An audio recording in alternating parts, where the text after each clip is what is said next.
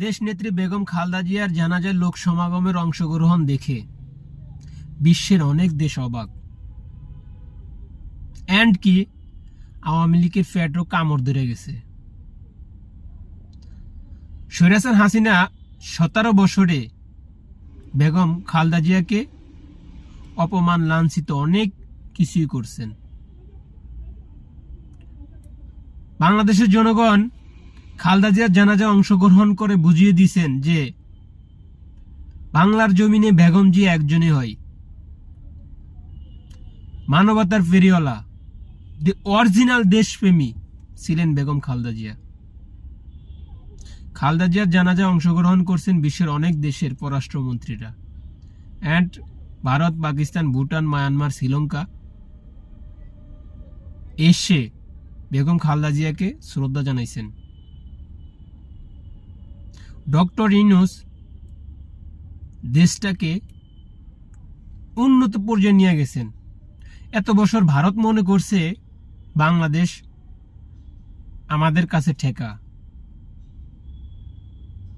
এখন আপনারা কি বুঝতেছেন? আমরা কি ভারতের দ্বারা ঠেকা আছি? বাংলাদেশের মানুষ বাংলাদেশেরটা খাইতে পারে, বাংলাদেশেরটা পরে বাংলাদেশের সবকিছু।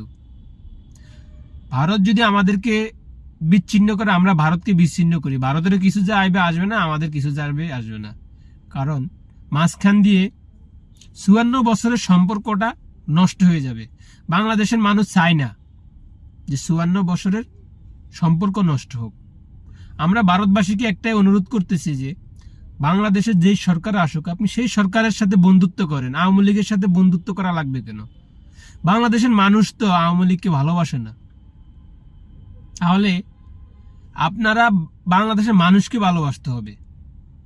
বাংলাদেশের মানুষকে দেয়া হলো বাংলাদেশের সরকার। বাংলাদেশের মানুষের ম্যান্ডেট নিয়ে আপনারা কাজ করতে হবে।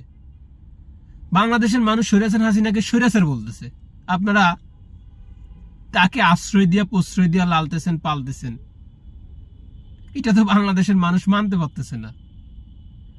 বাংলাদেশের মানুষ যদি শেখ পরিবারকে ভালোবাসতো তাহলে বঙ্গবন্ধু জানাজা লক্ষ লক্ষ জিয়াউর রহমানের মতো লোক হতো, আর দেশ নেত্রী বেগম খালেদা জিয়ার মতো লোক হইতো।